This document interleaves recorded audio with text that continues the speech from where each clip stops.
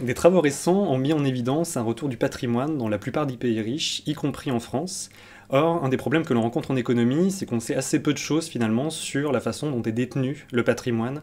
au sein du couple. Et pour ce faire, dans cette recherche, on va construire plusieurs séries historiques relatives au mariage, au contrat de mariage, aux régimes matrimoniaux et aussi à la dot, c'est-à-dire ce qui est transmis au moment du mariage par les parents, afin justement d'en savoir un peu plus sur ce lien entre patrimoine et mariage, et de comprendre comment les comportements matrimoniaux des individus affectent la distribution du patrimoine et la détention du patrimoine par les ménages.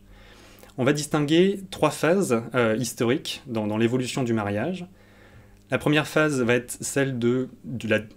patrimoine détenu de façon dynastique, c'est-à-dire qu'on va avoir pour cette période, qui va s'étaler de 1850 à 1914, un lien très fort entre parents et enfants, c'est-à-dire que les parents vont avoir une grande influence sur les décisions matrimoniales et patrimoniales de leurs enfants. Donc on va avoir un recours assez fréquent au contrat de mariage, donc pour près d'un couple sur deux, et aussi un recours très fréquent à la dot qui va augmenter sur la période. Donc on va avoir vraiment un poids des parents, un lien entre parents et enfants qui va être très fort sur cette période.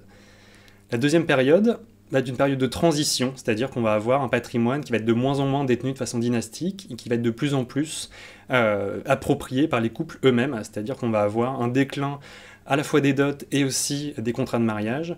Et aussi un autre phénomène qui va être l'égalisation des droits entre les conjoints, c'est-à-dire que la femme va enfin devenir l'égale de son mari, et ça va transformer vraiment la façon dont le couple va s'approprier son patrimoine. Et la troisième phase va être celle de l'individualisation, c'est-à-dire que dans cette phase-là, le patrimoine va être de plus en plus approprié par les individus au sein du couple, c'est-à-dire qu'on va avoir un déclin du mariage, donc de la communauté de biens, et une augmentation donc à la fois de la cohabitation et aussi du régime de séparation de biens, qui fait que les biens vont vraiment être détenus séparément de plus en plus donc par les conjoints.